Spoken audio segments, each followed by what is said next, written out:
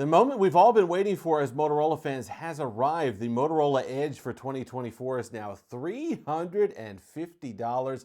Link in the description does help the channel. When I first reviewed this phone, it was definitely a tale of two reviews because you had to consider the $550, like $600 initial price tag, which for me was pretty much a non-starter. If you were getting some sort of carrier deal or discount, then perhaps it made sense for you. But for the most part, $550 was not what you wanted to be spending on this phone. However, just like last year, we had to keep one eye towards the future and the $350 or $400 that this phone would eventually be sold for, and that time has come. And when you talk about that for the Moto Edge, boy, is there a lot of value here.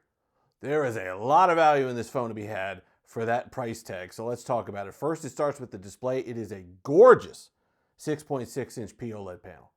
Really nice. POLED, of course, means you get the symmetrical bezels. I know a bunch of people care about that, but really nice, saturated, crisp, looks great, high refresh rate, 1080p, but a just really, really nice panel where games and movies and everything look fantastic on it. I absolutely love it. 8 gigs of RAM, which is nice. Keeps things moving. Nice and snappy. Snapdragon 7S Gen 2. So kind of a lateral move from last year. You had the Dimensity 7030.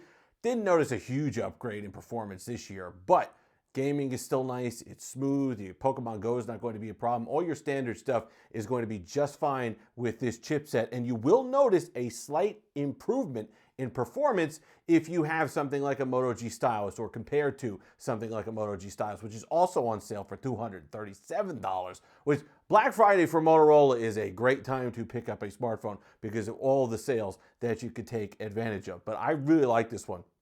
Light and thin, like 174 grams. It's got the curved display, which a lot of people premium build. A lot of people don't even want a phone if it doesn't have that curved display. So you got it tapering to this nice thin aluminum frame. You got Gorilla Glass this year on the version, the Edge for 2024, which is something you didn't have last year. So you pick up a bit of added protection there. Plus the Eco Leather, I think it looks nice. I wish it was available in more colors, but I really like the feel of it. I rock this without a case all the time. It's just a very, very nice phone to hold. Of course, you have wireless charging, 68-watt fast charging turbo power when it's time to top off. That's really nice. And Motorola has upped the battery for 2024. Now you got a 5,000 milliamp hour cell in the Edge for this year.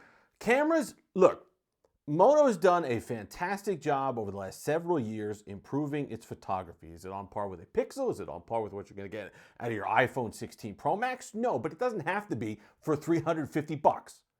The 50 megapixel sensor that they've been using, I think it's the same one that they used.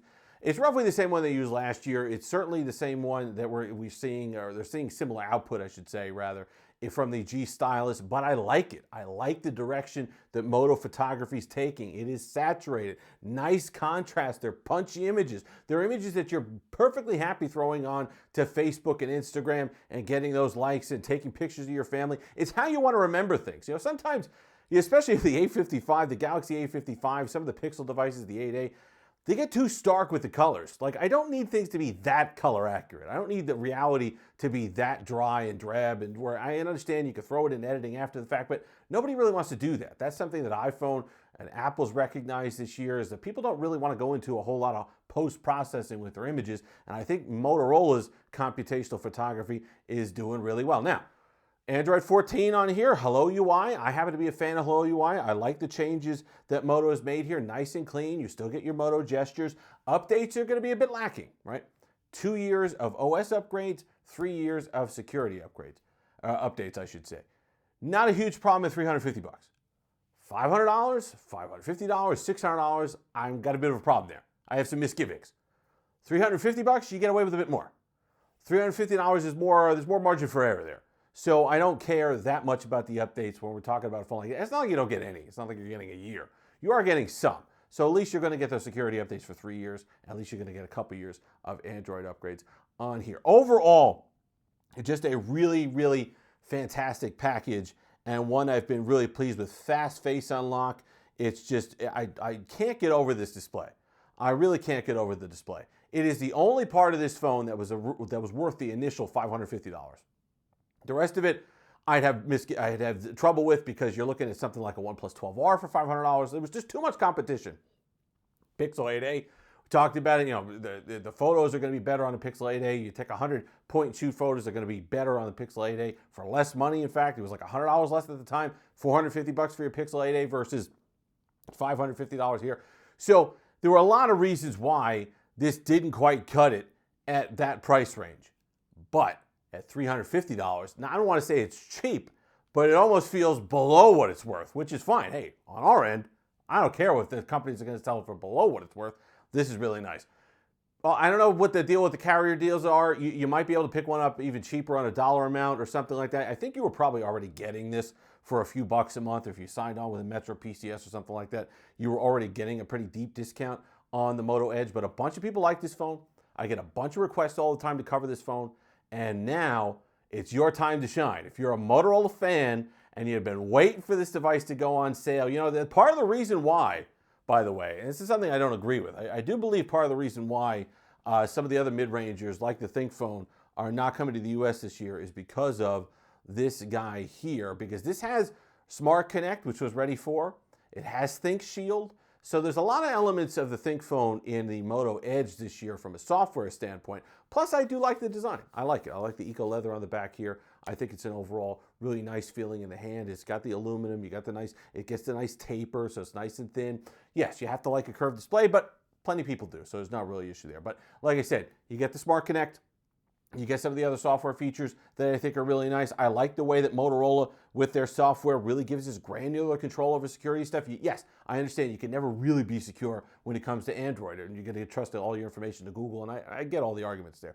That's not what I'm saying. You can find out if a certain app is accessing something it shouldn't.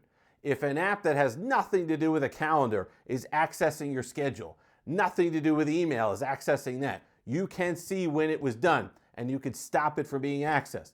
That's nice. I like that. Motorola, the reason why I harp on Motorola so much, and the reason why I complain about beginning pricing on something like an Edge like this, or why I complain about the lackluster software support, you certainly can't set your watch to when this will get upgrades to Android 15 or the security patches. It's just not, it's whenever it happens. It's promised for X amount of years, and whenever it happens, it happens. But the reason why I get on Motorola, and the reason why I complain about those things, is because we want them. There is a worse fate than that, not wanting them at all because they're so bad. I like what Motorola does with software. I like what Motorola does with hardware.